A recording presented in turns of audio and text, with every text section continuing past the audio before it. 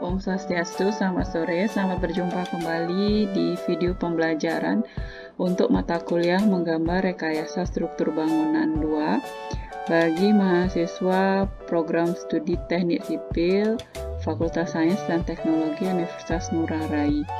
Minggu ini adalah pertemuan pertama kita dan hari ini saya akan memberikan sedikit gambaran mengenai mata kuliah menggambar 2. Berikut adalah identitas mata kuliah, ada kode mata kuliah dan hari kuliah, serta pelaksanaan waktu perkuliahan, serta jumlah pertemuan yang tersepakati yaitu 16 kali pertemuan, termasuk di dalamnya pelaksanaan ujian akhir semester dan ujian tengah semester. Untuk pelaksanaan ujian tengah semester dan ujian akhir semester, kedua-duanya saya rencanakan mempunyai soal, teori, dan gambar sekaligus.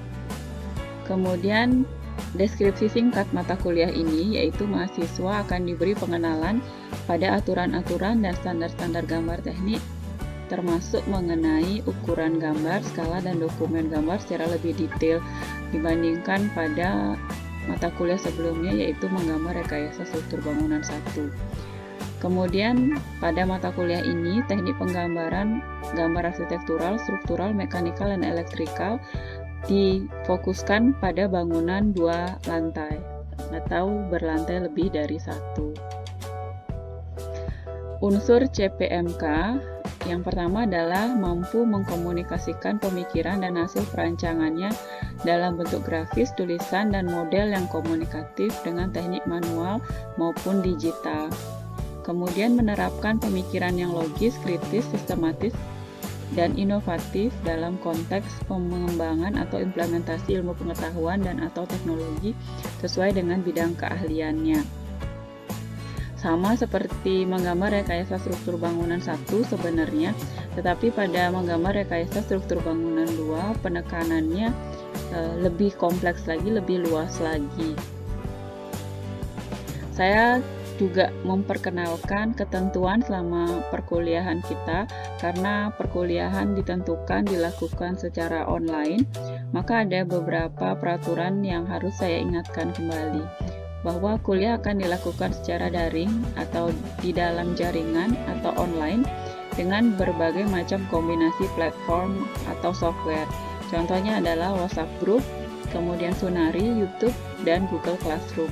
Saya harapkan kalian sudah masuk semua ke platform tersebut seperti ke WhatsApp, sudah kemudian juga menawar mata kuliah di Sunari dan ikut di Google Classroom. Mahasiswa wajib melakukan absensi dengan Sunari. Jika tidak ada masalah, maka harus dilakukan absensi dengan Sunari. Absensi hanya akan diedarkan selama perkuliahan berlangsung. Lalu untuk pembagian materi akan dilakukan dengan bantuan Sunari dan atau YouTube. Untuk pengumpulan tugas, UTS dan UAS secara software akan memanfaatkan Google Classroom atau Sunari, tetapi saya juga biasanya akan meminta hard copy dari tugas, yaitu seperti semester lalu biasanya akan di-compile atau digabung, kemudian baru dikirimkan ke saya. Nilai akhir mata kuliah saya akan bersifat final. Mahasiswa boleh melakukan keberatan atas nilai ini dengan penyertaan minimal 2 buah bukti. Jadi jangan asal ngomong gitu ya, beneran kenapa nilainya bisa seperti itu. Kemudian juga harus dipastikan juga apakah seandainya saya mengiyakan nilai Anda akan naik, nilainya akan naik itu ya, misalnya dari C jadi B atau dan seterusnya, atau tetap di kisaran nilai tersebut. Jadi kalau tetap di kisaran nilai tersebut sebaiknya buat apa juga protes kan gitu. Tapi sementara ini belum pernah ada sih yang komentar mengenai penilaian karena saya sudah berupaya untuk bersifat secara objektif. Lalu mahasiswa wajib menjaga ketertiban selama pelaksanaan kelas daring dan seluruh komunikasi akan diupayakan dilakukan antara dosen dan korti atau wakil korti. Adalah tanggung jawab salah seorang atau kedua wakil Anda itu untuk meneruskan informasi tersebut kepada Anda. Tata cara penilaian pada mata kuliah saya ada beberapa evaluasi, yaitu ada tengah semester dan akhir semester, serta ada tugas. Tugas ini ada tugas terstruktur maupun tugas yang tidak terstruktur. Tugas terstruktur biasanya adalah tugas yang sudah dipersiapkan. Tugas tidak terstruktur biasanya sifatnya mendadak, kuis atau pustes dan sebagainya. Tugas struktur ini ada yang dilakukan secara perseorangan dan ada yang dilakukan secara kelompok, yaitu berupa tugas besar dengan tugas kecil dengan topik-topik yang relevan.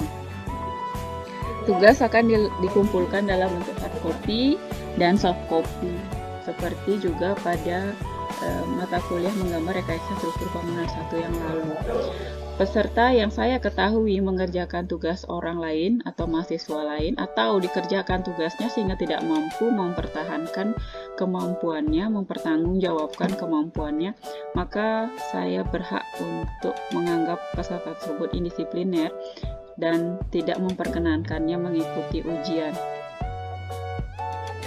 Tata cara penilaian mata kuliah ini, tugas individu, tugas kelompok, ujian tengah semester, dan ujian akhir semester saya bagi rata menjadi dengan persentase 25%. Lalu ada kriteria penilaian dari A, A-, B+, B, B-, C+, C, D, dan E. Kriteria penilaian ini yang di atas nilai-nilai ini tidak akan saya berlakukan kepada kalian jika kalian tidak mengumpulkan satu atau kedua tugas atau tidak mengikuti UTS dan atau UAS. Jadi kalaupun ikut salah satu UTS tapi kemudian tidak mengumpulkan tugas, jadi nilainya langsung saya jadikan E, begitu seperti itu. Nggak usah lagi saya masukkan bobot penilaiannya lagi ke dalam tabel, langsung saya kasih nilai E saja, mempersingkat waktu saya. Berikut adalah beberapa buku yang mungkin bisa menjadi inspirasi kalian dalam mendukung perkuliahan menggambar rekayasa struktur bangunan. Jadi tidak hanya buku-buku yang sifatnya teknik sipil, kalian juga bisa membaca sedikit mengenai buku arsitektur, karena kan tidak jauh berbeda kedua bidang tersebut. Kalau tidak punya buku fisik, saya menyediakan link, ya. Di link ini adalah buku yang disiapkan oleh Dinas Pekerjaan Umum mengenai tata cara menggambar. Silahkan di-scan untuk kemudian bisa kalian download di rumah. Lalu apa perbedaan antara mata kuliah menggambar rekayasa struktur bangunan 1 dan 2? Ini kan nama mata kuliahnya sama ya. Lalu apa bedanya? Yang pertama, tingkat kesulitannya. Kalau di menggambar rekayasa struktur bangunan 1, kalian akan mendesain bangunan 1 lantai, tetapi untuk di menggambar 2, kalian bekerja untuk mendesain bangunan bertingkat atau 2 lantai. Kemudian kalau di menggambar 1, kalian melakukan pembelajaran secara manual. Kalau di menggambar 2 dilakukan secara komputerisasi atau dengan bantuan AutoCAD. AutoCAD aja dulu ya, cukup itu dulu yang dipelajari. Tugas besar atau tugas individu kalian itu adalah menggambar ulang bangunan sekolah 2 lantai dekat rumah tinggal atau kos masing-masing kalian. Jadi kenapa saya memilih bangunan sekolah? Karena saya pikir sudah beberapa kali, sudah bertahun-tahun tugas besar menggambar rekayasa struktur bangunan 2 adalah bangunan rumah tinggal. Jadi saya sudah bosan untuk meriksa. Tahun ini saya mencoba untuk memberikan tugas baru, yaitu menggambar ulang bangunan sekolah 2 lantai. Sekolahnya bisa sekolah dasar, sekolah menengah, baik pertama maupun atas, yang cukup 2 lantai saja, tidak perlu yang berlantai lebih banyak daripada itu.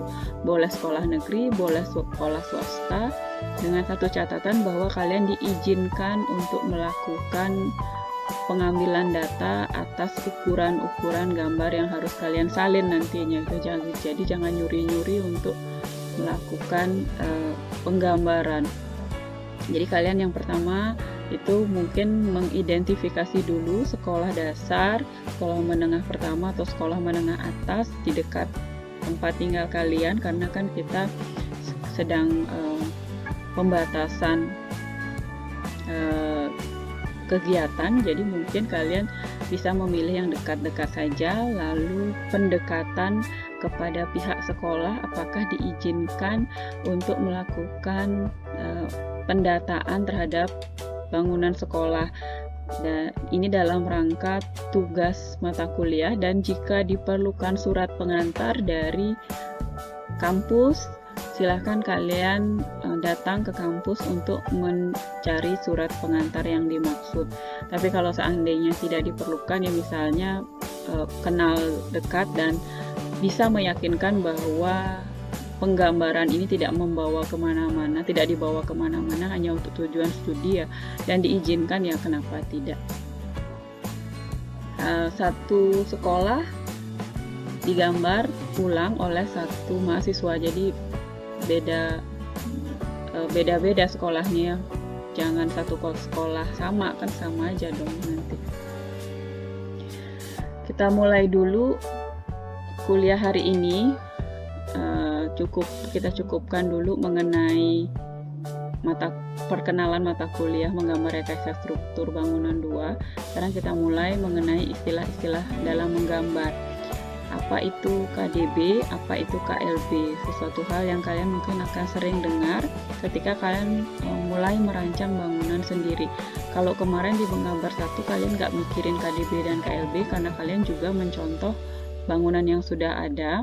Kalau sekarang kalau kalian nanti akan merencanakan bangunan sendiri, mungkin akan sering mendengar KDB dan KLB. KDB itu adalah kependekan dari koefisien dasar bangunan. Itu adalah angka persentase perbandingan jumlah luas lantai dasar bangunan terhadap luas site atau luas perpetakan atau wilayah daerah perencanaan. Jadi luas lantai dasar yang berbanding dengan luas site. Sedangkan KLB atau koefisien lantai bangunan itu adalah angka perbandingan jumlah luas seluruh lantai bangunan terhadap luas perpetakan atau luas daerah perencanaan. Kalau KDB itu hanya lantai dasar, KLB itu seluruh lantainya. Kalau ada 2 lantai berarti dikali 2 dan seterusnya. Pengertian ketinggian bangunan. Ketinggian bangunan itu adalah istilah untuk menentukan jumlah lapis bangunan yang dihitung dari permukaan tanah atau dari lantai dasar bangunan. Berapa lantai atau berapa lapis. Bangunan rendah misalnya adalah bangunan dengan ketinggian bangunan hanya sampai 4 lapis.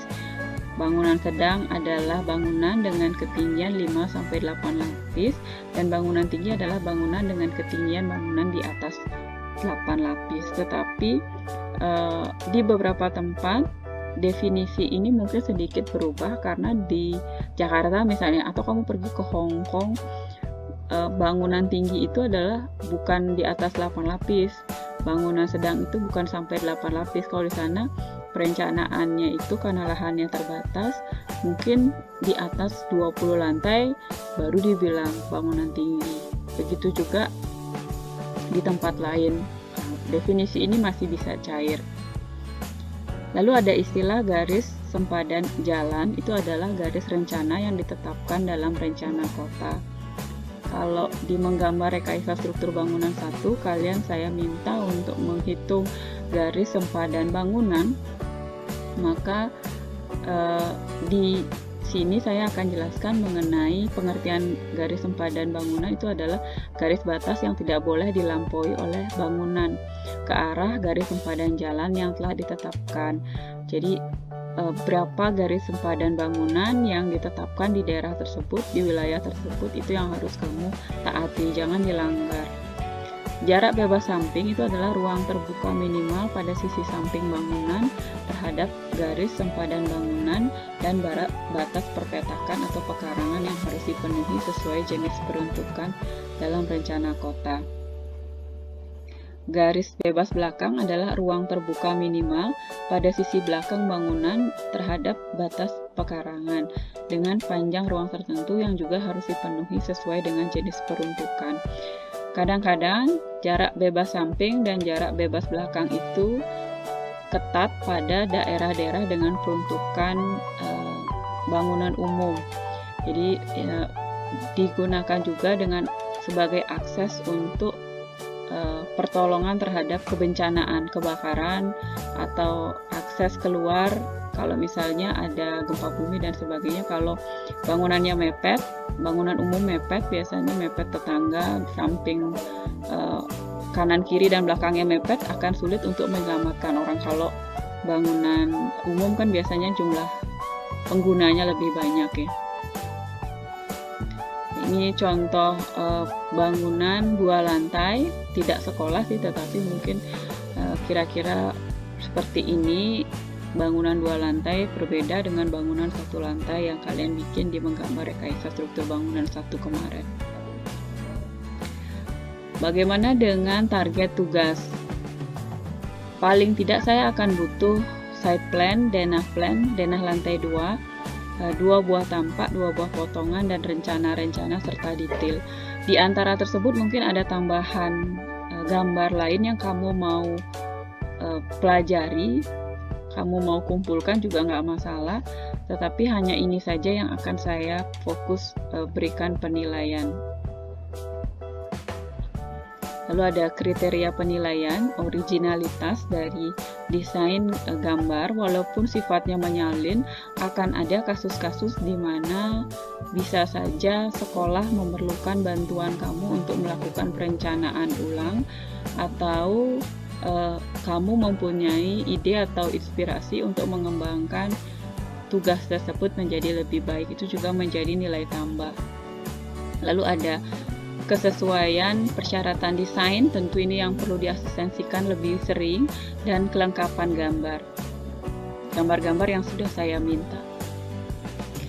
Oke, pengumpulan kalau ngikutin tahun lalu itu pakai soft copy CD dengan format AutoCAD 2000. Untuk tahun ini entah saya masih pakai CD atau pakai Google Drive, itu juga nanti saya akan sampaikan dekat-dekat pengumpulan.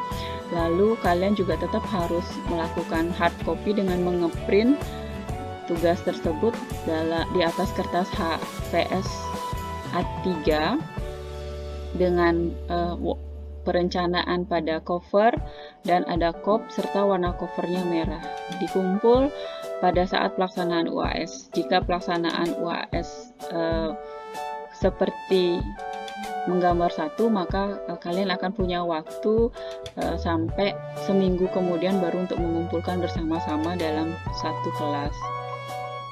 Oke, pertemuan berikut itu saya rencanakan adalah melakukan tes AutoCAD secara online untuk mengukur kemampuan AutoCAD kalian.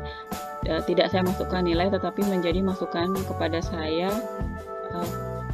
dasar kemampuan AutoCAD kalian. Mudah-mudahan kalian semua bisa AutoCAD, sebab kalau nggak bisa AutoCAD dan ketahuan oleh saya ya sama aja nggak lulus. Pertemuan berikut juga saya akan menyiapkan slot bagi kalian untuk bisa mulai mengumpulkan gambar atau foto dari sekolah yang akan kalian mulai salin sesuai dengan tugas yang sudah saya sampaikan. Oke, demikian materi kita untuk minggu ini.